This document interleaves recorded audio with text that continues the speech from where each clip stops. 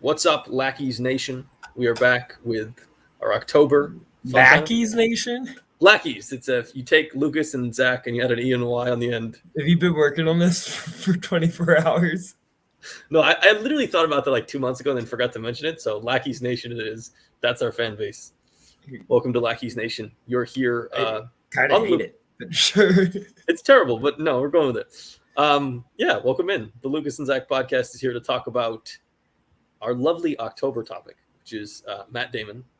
We're going to cover a truly transcendent run of 5 movies from Matt Damon's late 90s.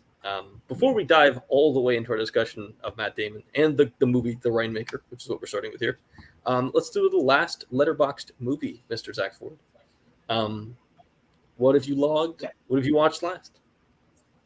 I watched a lot of those Simpsons videos on the Simpsons Tapped Out iPhone game that for some reason I decided to get addicted to this past week. It's like a 12-year-old phone game. That's what I watched. I also watched Starman. Other words about stars. I kind of miss singing on the show. It's a lost art of the show. I don't sing theme songs anymore because Lucas banned me, and the public opinion banned me. But I watched Starman, continuing to watch John Carpenter. Oh, I fucking talking about the wrong movie. Oh well. We decided beforehand to talk about a different movie. I fucked it up. We're talking about Starman. Okay, Starman. So continuing my John Carpenter kind of watch through. That's all I watch other than for this podcast because time is minimal. We're all dying quickly. I feel like I've been very bleak on the show recently. Anyways, Starman's beautiful. It's to me, it's John Carpenter's best movie because I think it's just more in line with how I react to movies and connect to movies because it's by far his film with the most heart. And it's like a true romance in a way, and then deals with grief and sadness in a real way. And I don't think he's ever had emotions as grounded in a film as he does in Starman. I mean, and there's still, this is one of 3 basically aliens taking over the bodies of another human movies that John Carpenter made in the 80s. He had some weird obsession with aliens disguising themselves as humans or taking over DNA. And so it still has that aspect and has some real body horror elements early in the film as you watch the alien that like recreate Jeff Bridges' body. And there's still an element of like not FBI, but the government like tracking the alien. And that's all real what he wants from Hollywood movies, the action, the thrills, but also just carried out, delivering a lot of like sadness and confusion over how to feel about this alien disguised as her dead husband or lover. I'm not sure if it's husband. Some really like weird and complex emotions that she makes feel so real that I think it's a stellar performance and honestly one of my favorites of the 80s. I think she brings something to a Carpenter movie that no one's ever been able to bring before, which is grief and love and all those things I like in movies. Heart. And just reacts perfectly to the alien. Her face is doing some great acting, some great subtle changes throughout that. And it's one of my favorite Carpenter scores as well, because for the same reason, it's a lot more of a romantic score, a lot more not melodic, but it's creating a different atmosphere. Like a lot of his other scores are creating a similar environment. This one's a little different. So Starman rules. It's better than Halloween. We lost all our viewers. I was about to say you're barreling towards a. Jeff Bridges acts like an alien. You're barreling towards a deeply unpopular ranking of the John Carpenter filmography. Yes, I am. It's gonna gonna have be rough at the end. Because I'm gonna have the award at number 1. Probably will. I mean, I wouldn't be surprised at this point. Never seen it. Like you're gonna have freaking Halloween in the Thing like in your bottom 3. No, I love The Thing. Someone's not paying attention to my letterbox. We didn't talk about it on the show. I can talk about that next time. Yeah, we'll see. I have not gotten to Starman yet, so I will pass judgment later The last thing I watched was Steven Soderbergh's Ocean's 12. I'm finally getting around to kind of watching this entire trilogy. I'd seen the first one a while ago. I liked it, but didn't love it. And then I liked it more on rewatch. And then I watched Ocean's 12, which is sort of like what would happen if you melded Before Sunset with like Ocean's 11. A lot of the movie is, I think the backlash against it at times is because the movie is not a heist movie for like a vast majority of it. It's way more focused in this like European like hangout movie sort of romance thing, which is also very enjoyable, but is like very different from how regimented and focused Ocean's 11 is on the heist. But like in the same respect, you have the same cast. You have all the great people coming back doing great things. You even add some good characters. So I don't know. The movie kind of it's a bit of a bum rap. I don't think it's as good as Ocean's 11, but I think it's still a really fun and enjoyable film. And kind of insane that it got like kind of crapped on. It was not viewed favorably on release. It's a bit weird. You think it just had like sequelitis? People just like wanted to be down on the sequels, always wanting to think it's lesser. I haven't seen it. I've watched the Ocean series in the most like cursed way possible. As I started, the first one I saw was 13 in theaters in 2007. Then I didn't watch any other Ocean's movie until Ocean's 8 came out, and then I watched Ocean's 11, and I have not watched Ocean's 12. I like 11 and 12. I've never seen the original, the Frank Sinatra version. I will watch 13 soon. I've seen 8. I didn't like 8. I liked 8 enough. It's still like fun in a heist movie, and I have low expectations for what I want from a heist movie for it to be enjoyable enough. I don't know. That cast to me was pretty disappointing compared to what we were getting with the original franchise. You didn't go for Awkwafina and Rihanna? That didn't draw you in? No, not really. It's a very weird cast. No Bernie Mac. Well, it's a very weird cast if you think about it in context, because the original gets made and it's like Steven Soderbergh casting all these like really established, but also like really like dramatic, award-winning, acclaimed actors in your movie, and you get to Ocean's 8 and you have some of that, but you also just have like random celebrities thrown in kind of weird ways. And also like Gary Ross is a very boring director, and Soderbergh is so much more interesting than Gary Ross. I don't know. You know what else the issue? Doesn't have Bernie Mac, doesn't have Elliot Gould. It does actually have Elliot Gould in it. Oh yeah, he did for a minute. I forgot. Is it a mistake? He's the one cameo. Is it a mistake that they tried to tie it to the original? Would it have been better? Would it have been a better movie if they had just let it kind of be its own thing? I don't think it matters. It's just like it's really just a Easter egg, essentially. It's connections to the original. It's just mentioning George Clooney and having Elliot Gould there for one scene. Doesn't matter. People get upset that stuff is doing too much. Yeah, Gary Ross has gotten some pretty. You look at Gary Ross's career. I remember as a 15-year-old, like Pleasantville was life changing. I've never seen Pleasantville. A movie like Pleasantville by the time I was 15. I've seen everything else in his career except for it is Gary Ross, right? I mean, did he do Seabiscuit? He does. He does Pleasantville in 98, Seabiscuit in 03, and then takes a 9-year absence till he does the first Hunger Games movie. So he was kind of on a sort of a roll as far as like Steen's movies, not like the best movies, but still had some esteem between Seabiscuit and Pleasantville. And then he made one of the more disappointing movies of 2016, and then Ocean's 8. Free State of Jones should have been much better than it turned out to be. I never watched that. I didn't know he directed that. I kind of forgot that movie existed. I was interested just in like the basic premise, and like the trailers and the cast kind of interested me. And isn't it a white savior movie? No, it's a story about. I don't think it's a white savior movie. That Matthew McConaughey like saved slaves. I think he aligns himself with runaway slaves. and is sort of the leader of like trying to become their own state. But I don't remember if it was a white Is state. it a free state of Jones? Potentially. Yeah. It is very boring, and it's one of those 2016 has a lot of those movies where it's like that's a really interesting historical story and was turned into a really boring and uninteresting Matthew McConaughey was doing those for a while. That's the same with Gold. that movie It's kind is of forgotten. fucking terrible. Gold is really bad. I got excited for that one for some reason. Were you? Why? Yeah. That's so weird. Why were you excited for Gold? I don't know. I think the trailer might have been zippy. A zippy trailer.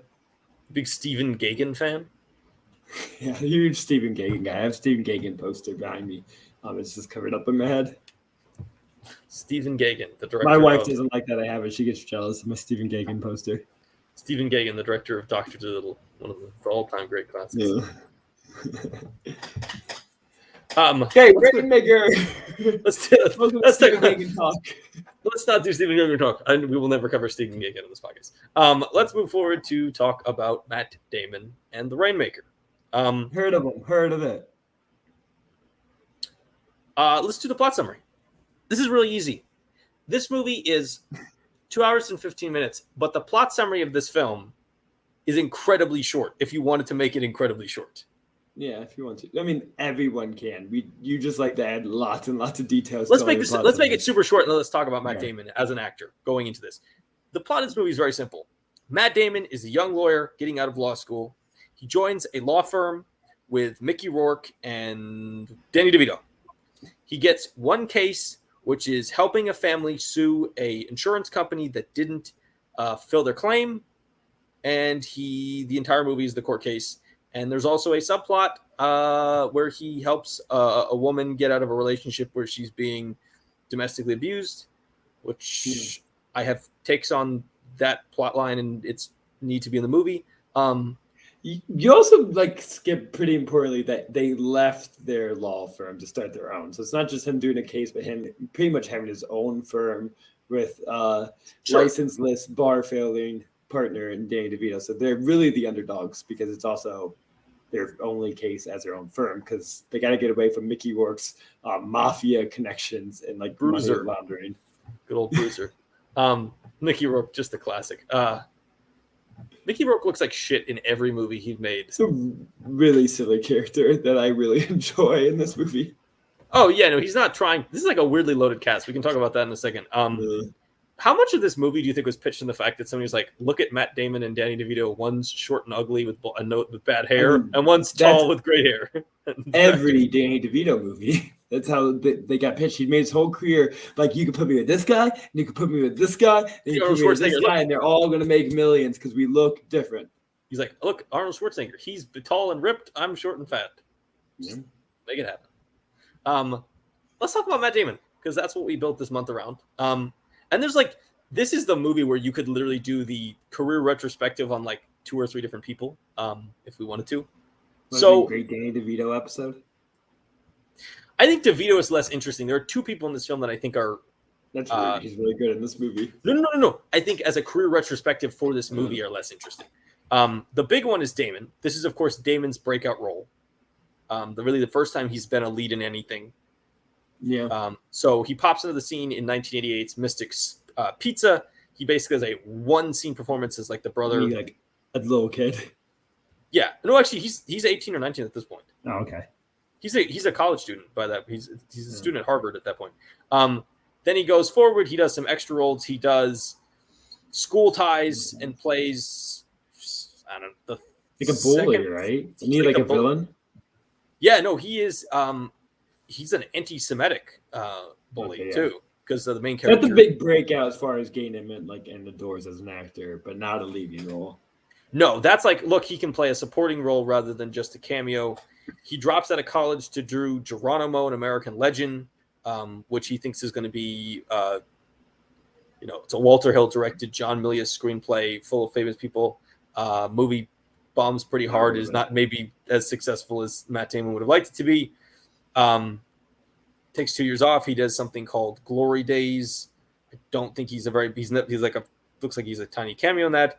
96, he does Courage Under Fire. People really like him. Which easily could have been the start of this if we decided to, because that's another big one to his career as far as that's like really take him serious as an actor. But once again, the problem with that is I would not want to do it because that's much more of a Meg Ryan and Denzel Washington movie than it is. He's a supporting. That's a supporting role. And then he does Chasing Amy the same year as Rainmaker, but that is another really small role. And then he does Rainmaker, and then he does Good Will Hunting in the same year. We're going to cover Rainmaker this week and Good Will Hunting next week. This sets the stage for the real like buzz that's going to come to Good Will Hunting.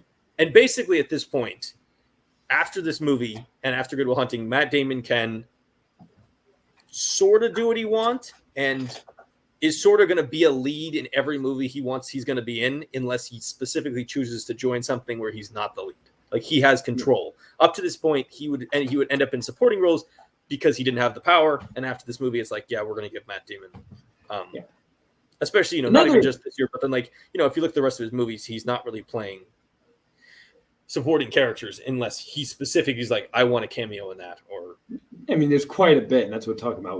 I mean, everyone knows what movies we're doing because we're doing 5 in a row.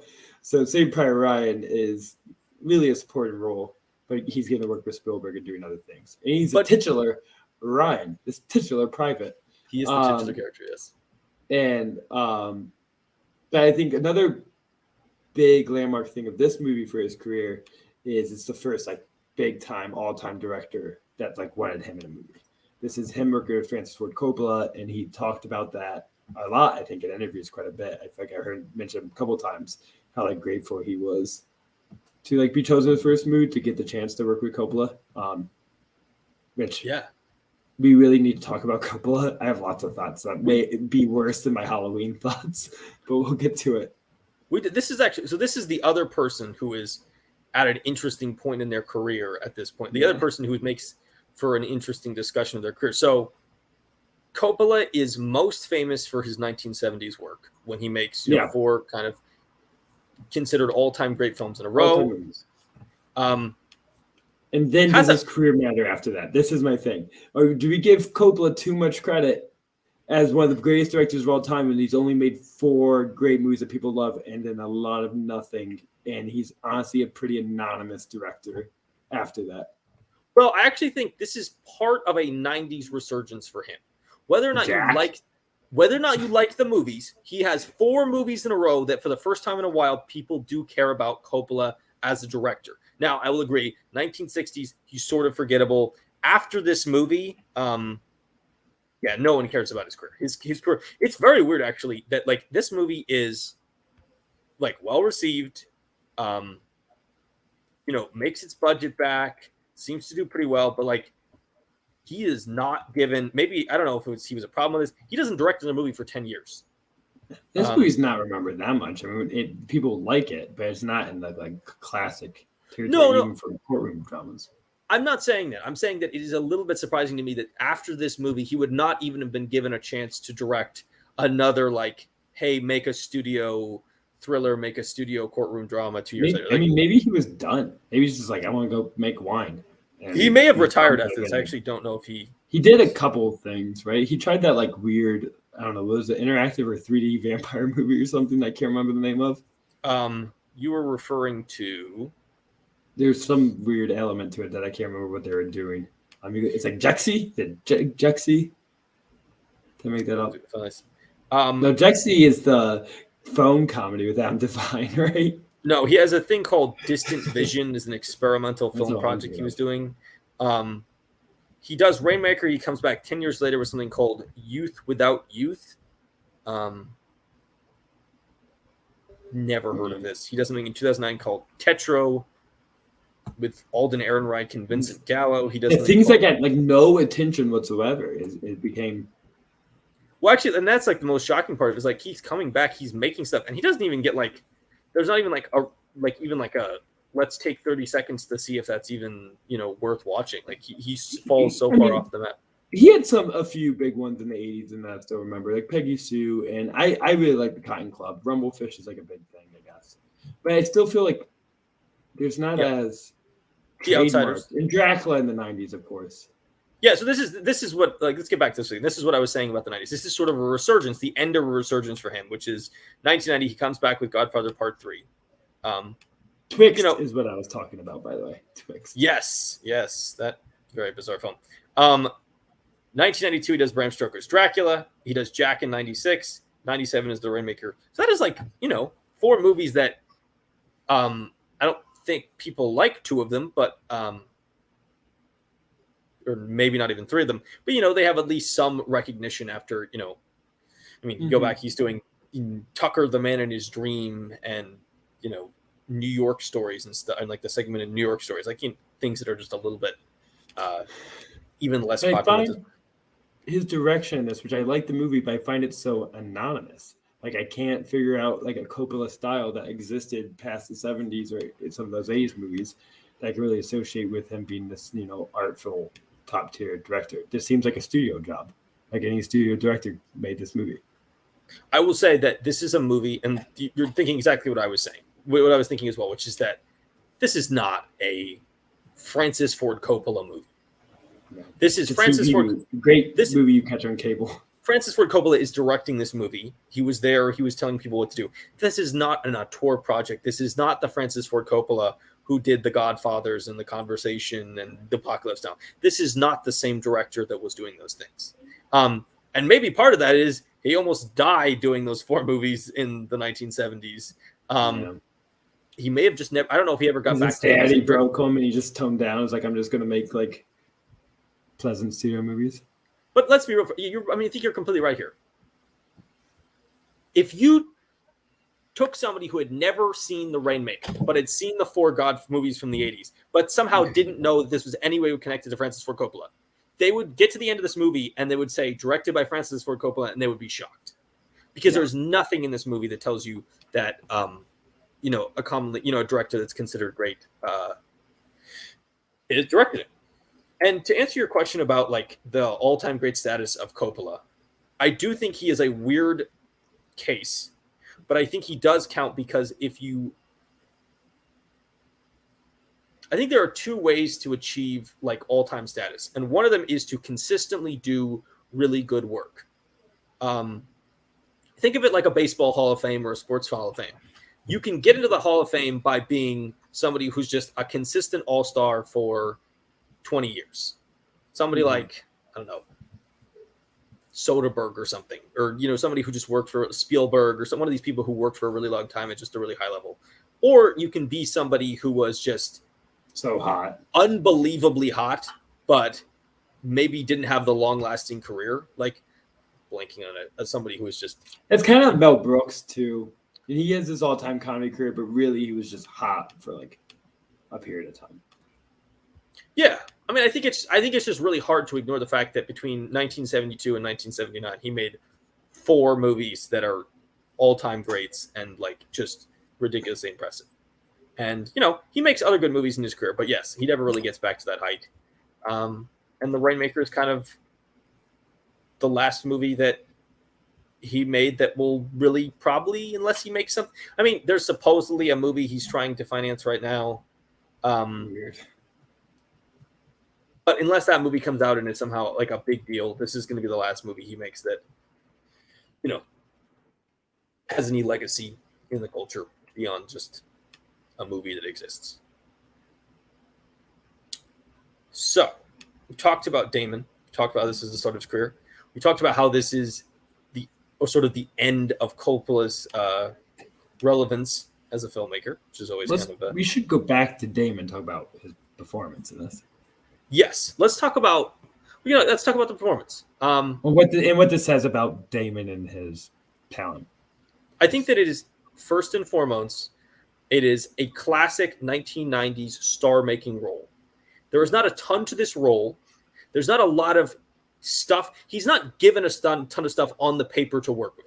This movie lives and dies with the fact that Matt Damon is an incredibly charismatic, incredibly likable screen presence. He's one of those guys like James Stewart, like Tom Hanks, where he just comes on screen and he could just talk about the weather and you'd be like, I want to watch this guy because I really like him as a person. He just seems like a deeply good person. He he always had a weird thing where he is a huge movie star, but he always seems weirdly relatable. Like it would not be that surprising if you ran into him in like a supermarket or something, or you like he just showed up or he was like, you know, at a kid's softball game, like his kid was on the other team. Like he seems very relatable for somebody who is like he's clearly incredibly rich and clearly, you know, very, very famous. A boy next door. I don't think he was that rich at this point. But I mean, he was a Harvard kid. Yeah, maybe not super. But they talk about their like hard scrabble Boston area all the time. But a lot of their parents were like professors or something. I don't remember. But I will find out what Matt Damon's parents were. Thank you. Parents said. I'm calling professor. Oh, professor? Yeah. Parents were a stockbreaker and yes, a professor at Lesley University. Yeah, that's in good old Lesley University. Anyways, but he is that like boy next door, which is kind of where a lot of his charm came from. But that's what they're banking a lot on him for this, because as you said, this is a movie star role. Like someone needs to have that movie star charisma to go in, and he is unproven. They're like, let's bet that this guy is going to, you know, capture the hearts of all of America. And I mean, he really hit that with Good Will Hunting, where he became that boy next door movie star, you know, overnight with that movie. But it's in retrospect, this movie is doing, you know, the same thing in a way, not the same performance, but really delivering a lot of charm and a lot of likability throughout this. And one like semi-consistent through line through his roles, his thing being that kind of Boston kid. There's a real like not a tough, but like I said, like a hard scrabbling, go get 'em underdog, like someone who's going to like tussle their way to like achieving something, and that's what this role is good for. He is that underdog. He's the American dream, you know, going to be hotshot that fights his way into the court and into this case to succeed. And that's the same with Good Will Hunting is kind of a similar thing of him, you know, achieving more than what people, you know, would estimate him for. Which is an interesting thing. And I haven't seen Rounders, but I'm assuming Rounders is similar along those lines. He's very much, a lot of his movies end up being like American dream fulfillment, like the idea that he's kind of the ultimate. He does the right things. He makes the right moves. He works really hard. He's nice to people. He is a real like classic hero. He fights the big, you know, corporate overlords in the defense of the everyman.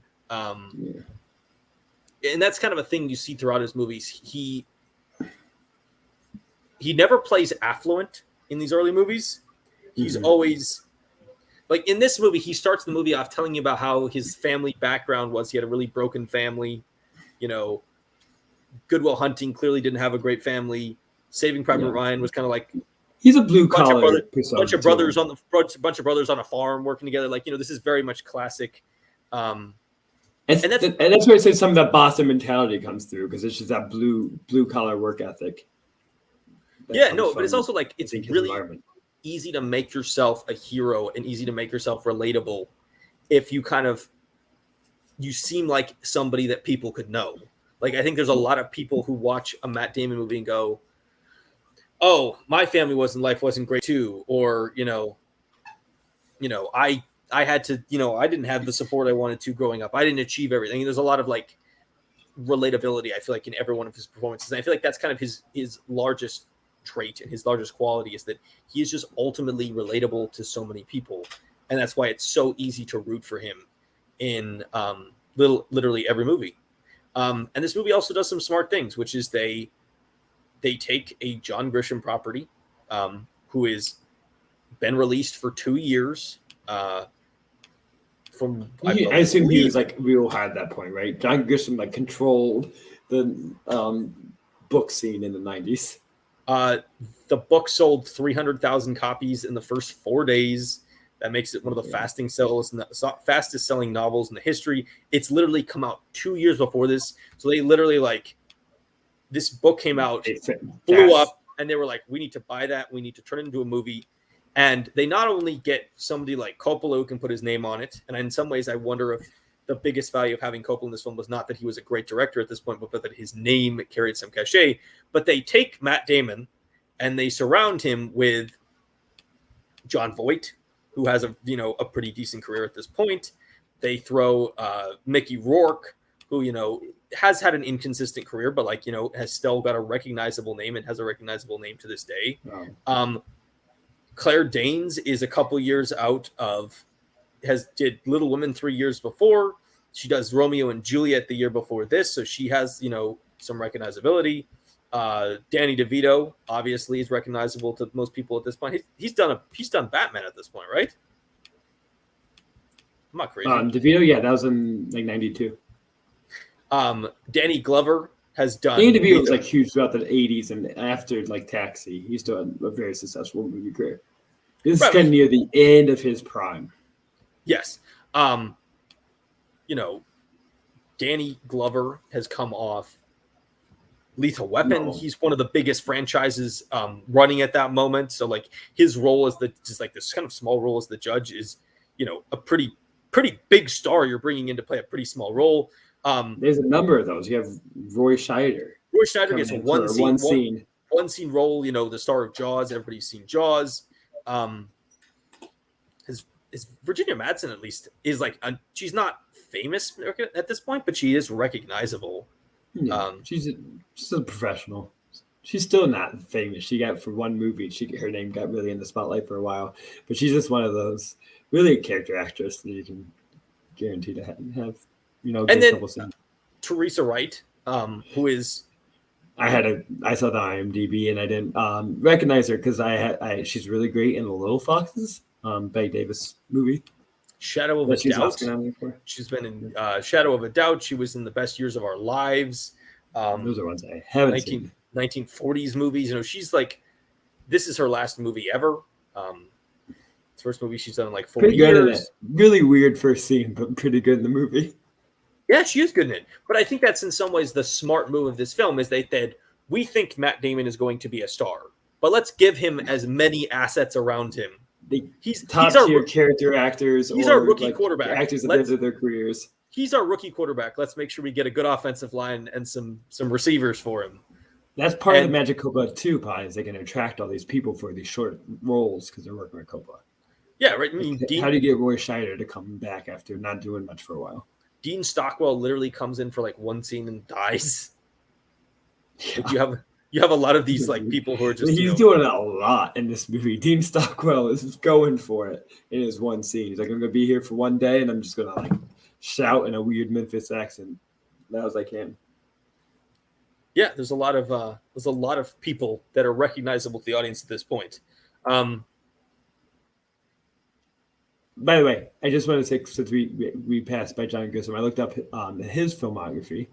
Okay. And why this was probably the hotter thing than Coppola. They're really selling it. That's probably why they could take a chance with Damon, because people are going to go see a Grisham movie. Because this is starting at in '93. You got The Firm, you got The Pelican Brief, The Client, and A Time to Kill, which, to my estimation, are all very successful movies.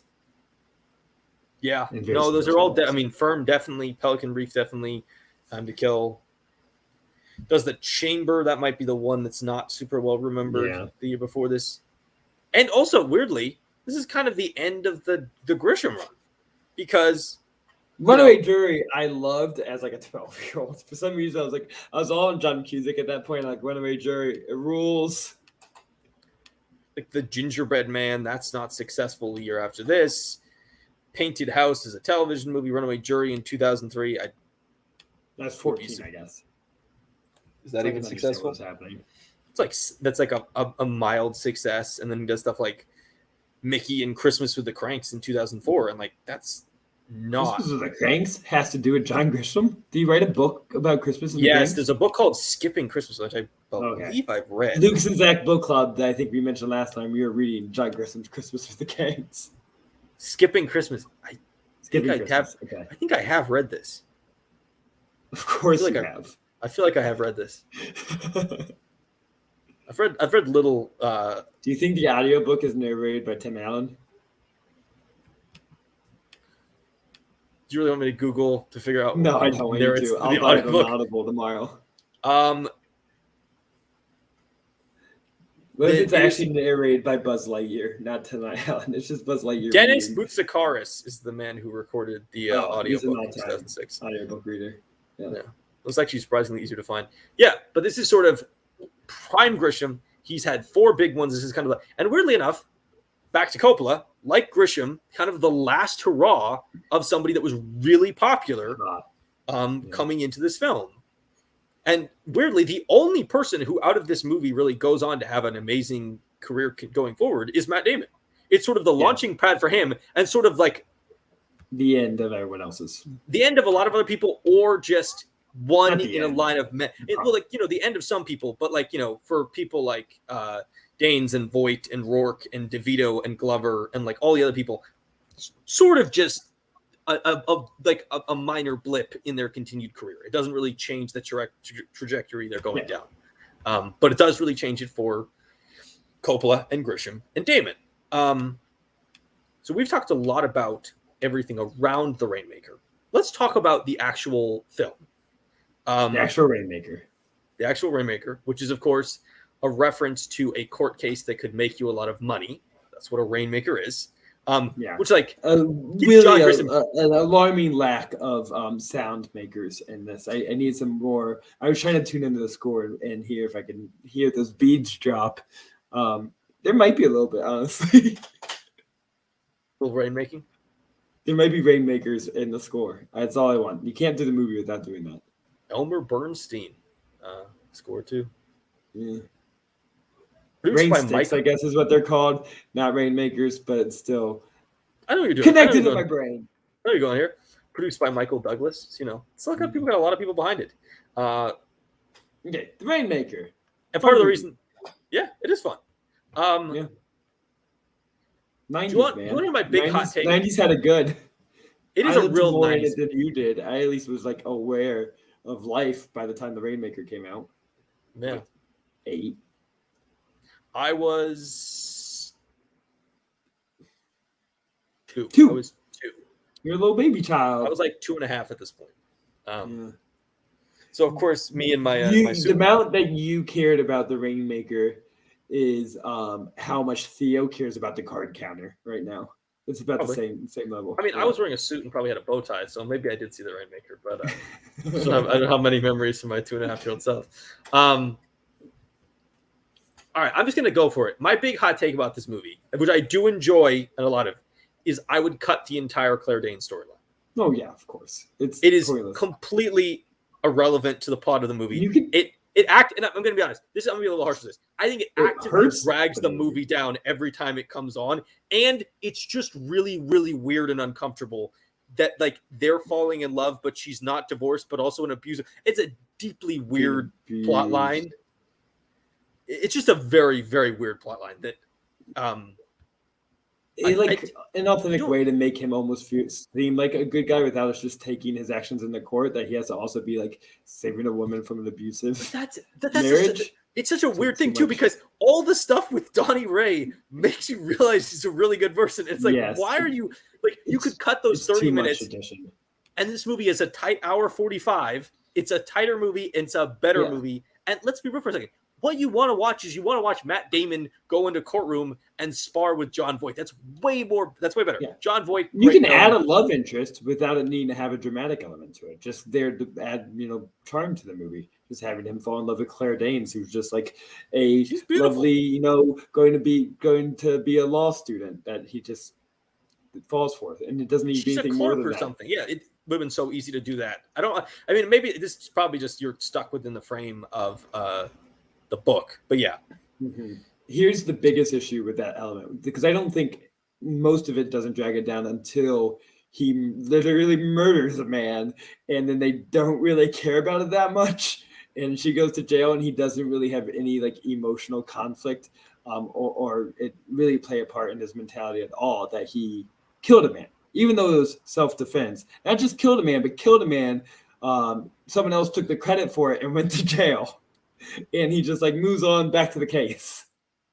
And the movie does not care about this much more intense element than the court case that's happening. It is a really weird 30 minutes to watch when they're cutting back and forth between depositions and like her saying, "I'll just pretend I killed him." Like it's such a weird scene. And then when she's in prison going through it, they don't even bring up that she didn't do anything. She'll get out in defense, but it wasn't her defense. It just drags the movie down. And I wish they literally don't talk about it so he doesn't get in trouble in the movie. And at that point, it feels like they cut too much. Like it's either you got to do this like as a 4-hour movie, or you don't do any of this. Yeah, it feels like the only reason they had it in the movie was. I want this to be a 4-hour movie. No, I agree. I think the only reason like it makes sense in the movie is because they needed to have a reason why at the end of the movie that he would like, let's leave this town and never come back. And it's like, oh, I guess there is baggage to like the place you're hanging out in. But yeah, that's also a little sudden with that. I also it's also like he doesn't want to become the evil lawyers that exist throughout Memphis. How he sees how John Voight and they act in their kind of conniving way. He doesn't want to become that, and that's the only reason they can make sense of why he would drop out after becoming the biggest hotshot lawyer he possibly can, the most successful big story. Yeah, is he just doesn't want to be part of that slimy world. Yeah, but I mean, also like her being in the movie makes it that like attempt to land that point just be way less successful than it should be. Memphis just looks like a shithole. Why wouldn't you get out of Memphis if it's exposed the way it is in this movie? It makes it look like the worst place to live. It does not seem great. All right, now we've gotten past that. That's our least. I think that's by far the least favorite part of the movie.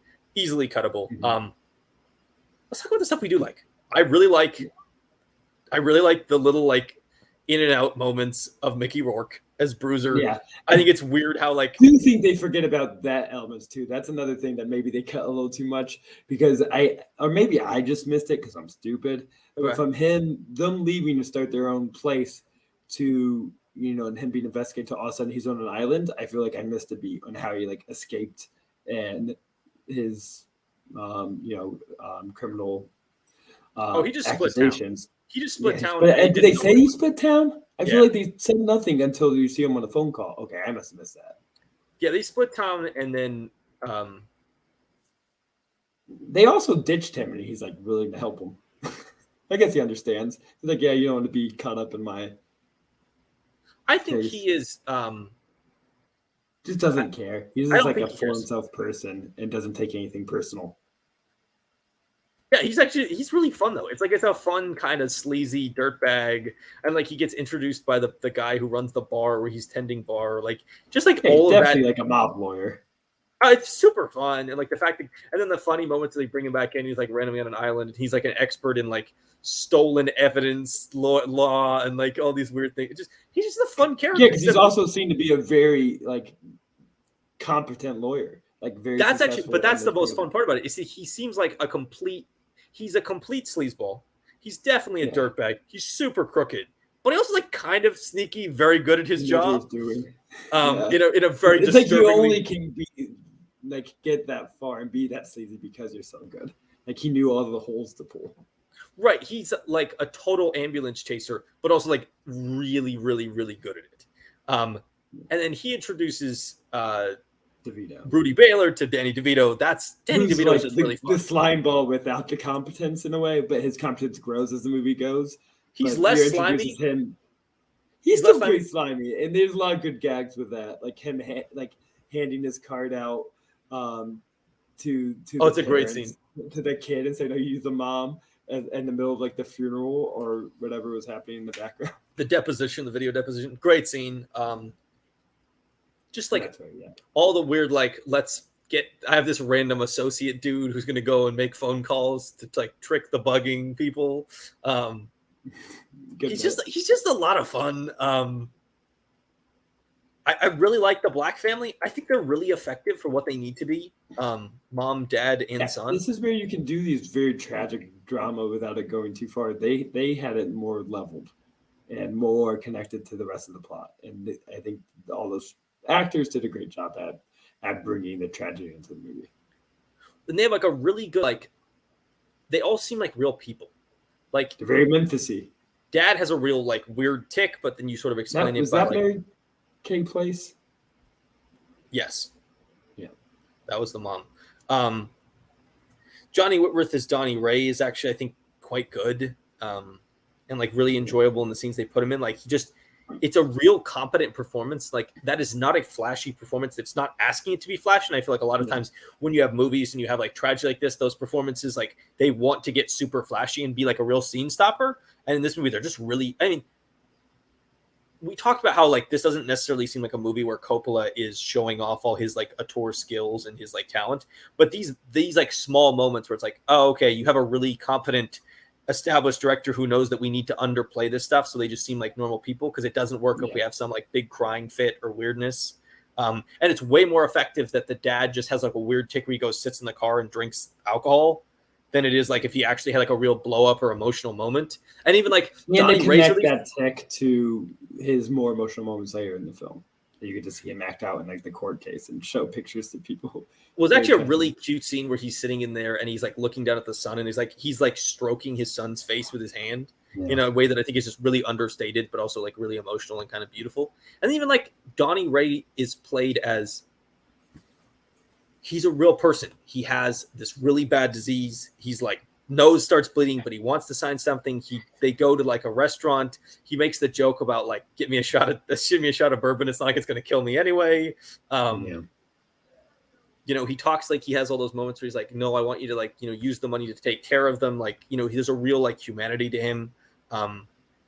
He is the victim of this like terrible tragedy, but he's also a character that doesn't play himself as a victim, which I think is in some ways like really important to the way you watch him. And, you know, he's just really important to watch. And another, to connect it to Damon too, one of the great elements of Damon's acting, he's never been a great like romantic lead. As far as having romantic chemistry, he's not like the sexiest actor, but he has great friend chemistry. Whoa. What is the sexiest Matt Damon role? Matt Damon is Born. He's sexy as a man, but not on screen. Like what's his like most romantic lead? What's Matt Damon? I mean, I guess you're right. What's his sexiest movie?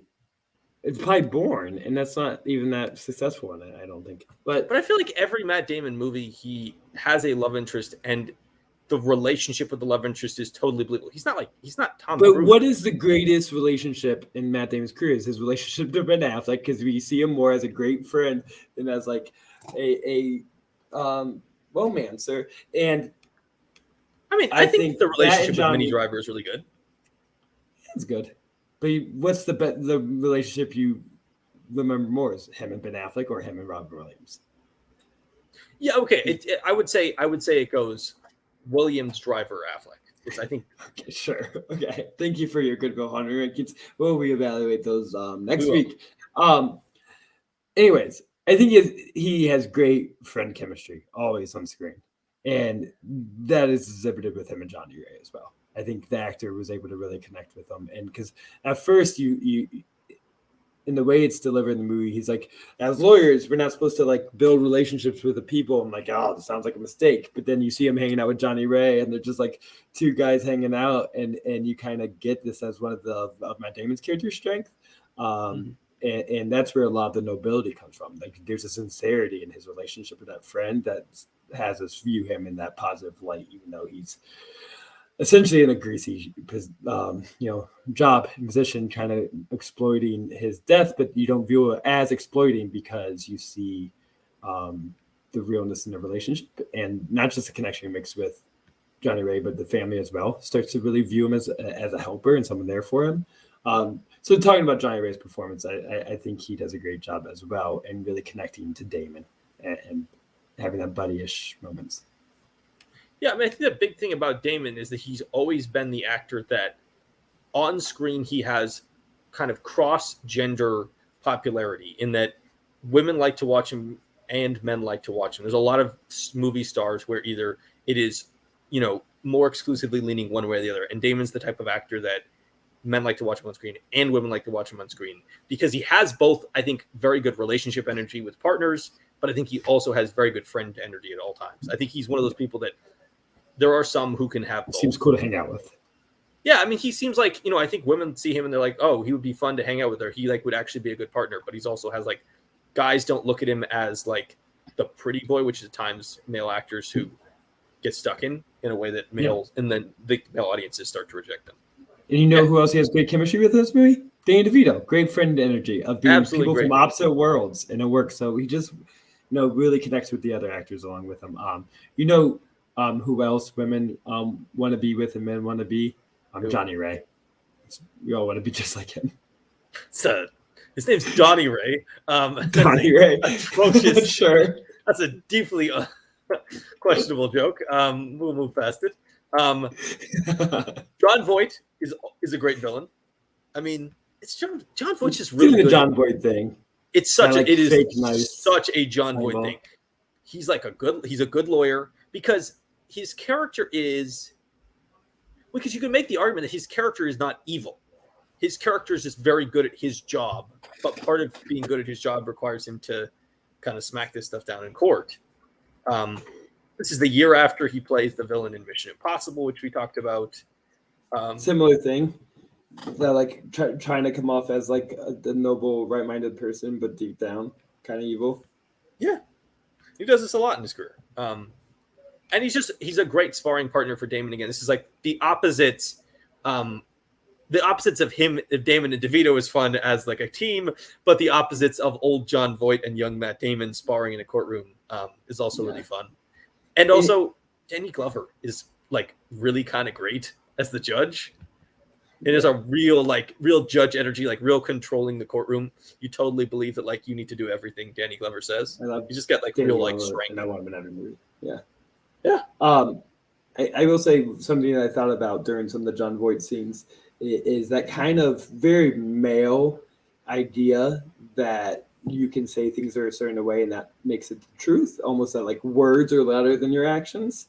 Because there's always they're saying the right things and they're very verbally polite and kind of cordial, making it seem right, ignoring all their actions in the background, the context around what they're saying being, pure evil, but they're thinking they're coming off with the upper hand because they're saying the right things. And then when Matt Damon, I forget what he says during the deposition, something about when did you sell out, and they act like, oh, he just, he's the horrible person here because he's not treating people politely in his verbal actions rather than, So that because they don't say the right things, that's what makes you a horrible person. So you can lie your way into being the better person.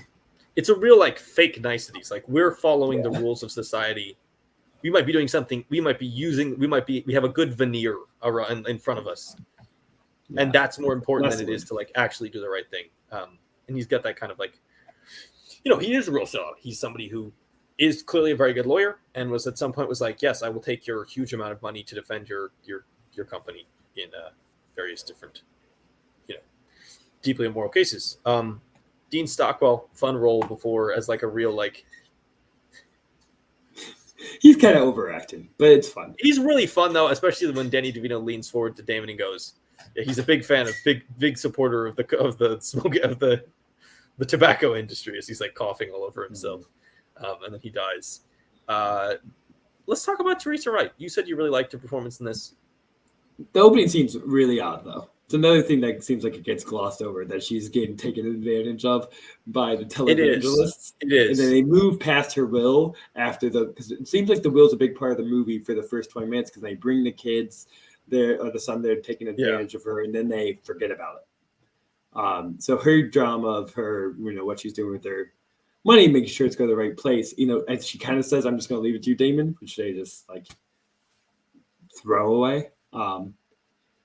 But that character is a little more, not problematic, it's not the right word, but has problems going on that kind of gets forgotten because she's just a nice old lady. It is a very weird performance when she's like, no, he really needs a new jet. And it's like, you're an idiot. You're giving this like complete shyster your money. So this just kind of throws a joke rather than like a real sympathetic moment that this woman's being taken advantage of.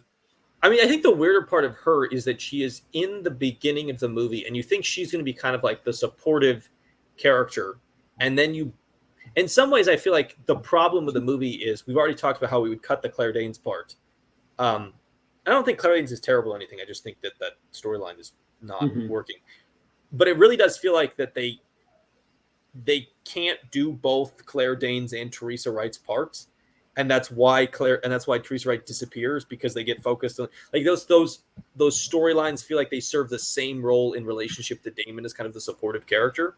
And if you cut the Claire Danes role, first, I think they use her right after they start giving up on her dramatic moments. I think they start to use her right, which is really she's almost like the third person in their company in a way. She's like the support system there to help her with the relationships with their clients, because she's there. She brings Johnny Ray to visit, and she is that nurturing kind of grandma to him. She's taking care of Claire Danes after the thing, and so I think that's the important part. Is she's almost like his assistant in this weird, kind grandma sort of way that I find fun. She should be the supporting character, but I think in some ways, because you have Claire Danes, you get more focused on her being the supporting character than you do on Teresa Wright. Yeah. Roy Scheider, good one scene role. Pretty long after his career is kind of dead. Yeah, that's why I wondered, like, did he just come back for Coppola? If you look at, he has like a career for a while. He has great 70s, just top tier 70s, honestly. Right, Clute, French Connection, Jaws, Marathon Man, Sorcerer, all that jazz. Jaws 2, all that jazz. And then, he even has like, a couple things in the 80s, but then like at this point he has done, like, these are movies like you don't recognize anymore. Some of them like have decent directors. He does a Cronenberg, he does a Frankenheimer. Like, people don't know these movies. He does this movie in '97, and he keeps acting. And weirdly, like, he keeps acting for quite a while. And you don't hear of any of his movies until he does The Punisher in 2004, and then he's acted as recently as 2011, which is the movie was released after he passed away. But yeah, not. Who his presence is really similar to in this movie, and I wonder if they were fighting for roles at this time, because they probably would have been going for similar things. Jason Robards. They have somewhat similar faces. This is very much a Jason Robards like one shot kind of scene in this. But don't you think, like in Magnolia, like Roy Scheider could have played that character as well? Jason Robards just kind of took that away from him. Yeah, there's a lot of those movies. Crimson Tide, 95 is another one. Very much like easy to Roy Scheider. Enemy of the State, 98 feels like another one that really could have been like these sort of like uncredited one scene performances that really could have been.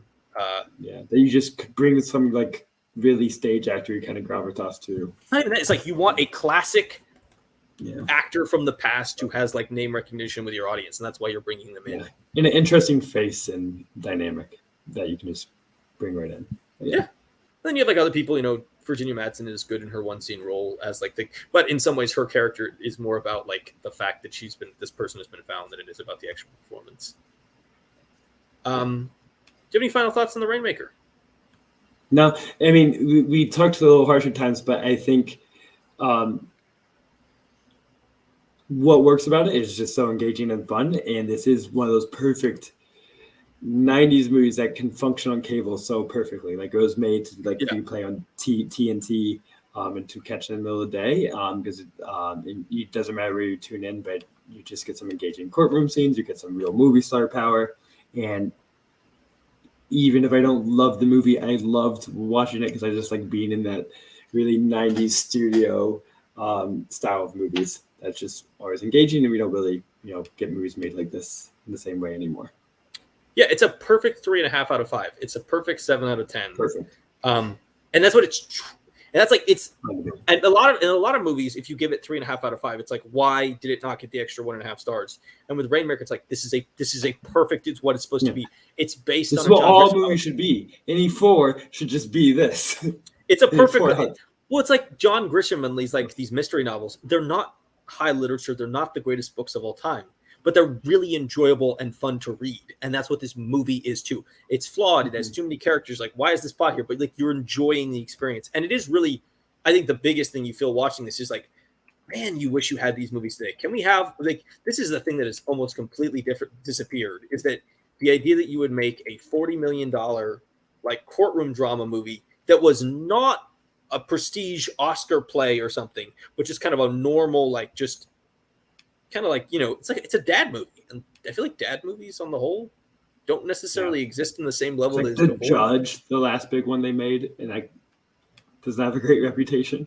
Judge, yeah, because The Judge is not very good. Man, you're right. I mean, like, what is the last? Because the most recent courtroom drama movies you can think of are like It's different. Trial of the Chicago 7. Those are more historical pieces and not a airport novel courtroom thriller. Those care much more about the true story elements. Right. They're not just. This movie is just like. And this movie is based in reality in that this is a time period when companies were starting to try to change rules about punitive damages and the ways that lawsuits could work, because they'd opened up like the legal profession to be able to sue more, and then they kept making records for like what would be the largest amount of punitive damages, and the industry was kind of pushing back. But you're right, yeah, if you could like, I don't know, The Lincoln Lawyer or something, is that the last version of this? That definitely was trying to be, and honestly, that was also really enjoyable and a good 7 out of 10. And we should have 30 of those. Yeah, I can't even find like I see. And I remember when Lucas and Lawyer came out, that was like its reputation. It's like it's nice to have a movie like this again. Like this does not need to be more what it is, and this was an enjoyable thing to see. Right, it's not trying to be like the best movie of all time. It's just trying to be, a kind of enjoyable, fun, time in the theater. And we really need more of those. But yeah, you're right. Like even stuff like the recent stuff has been stuff like Denial, which is about like Holocaust denial in the legal system in the UK. It's been like Marshall, the Thurgood Marshall movie. They're all elevated in a way. They're trying to be elevated. And they're also trying to be like the retelling of like real events. Yeah. The Rainmaker, just a lot of fun. We need more Rainmakers in the world. Rainmaker movies. Make more also rain.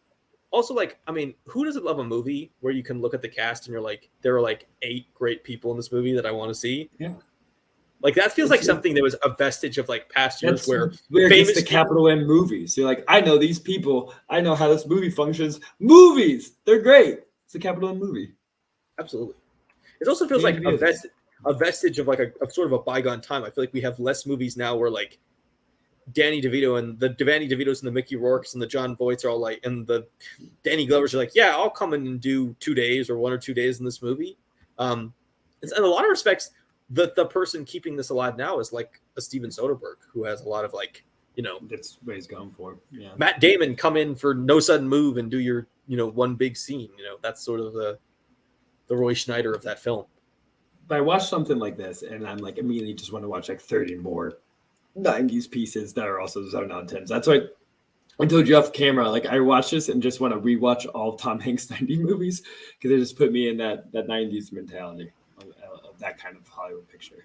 It's so addictive. You watch one of them and you're like, I could just sit there and watch these movies like all day. It's just like a comfort to like Crimson Tide. Should I just put on Crimson Tide right after? You could. I mean, Crimson Tide is like I think one of the higher end ones. Different. In some ways, there's something like one sort of beautiful about watching the ones that are kind of not perfect but also really good.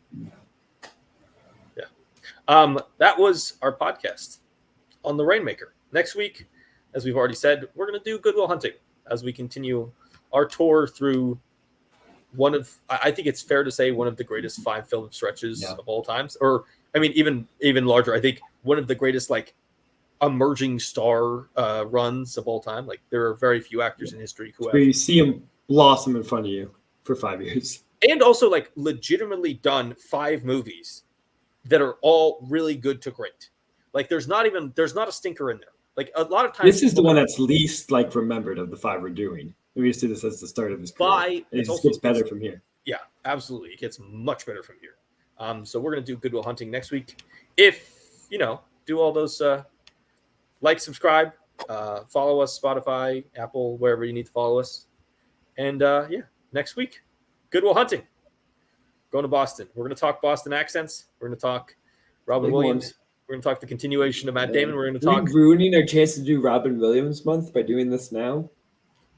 No, because it's more fun to talk about Robin Williams like crazier performances than it is to talk about like. Yeah. I'm gonna get you to watch Moscow on the Hudson. It's the last thing I do. Zach keeps claiming this. He's many times. He's like, I'm gonna make you watch this and this and this, and we haven't got there yet. We'll see what happens. All right, folks. Thank you for listening. Thank you for watching. And we will see you next week. Peace out, Lackey's Army. Good night. I love you.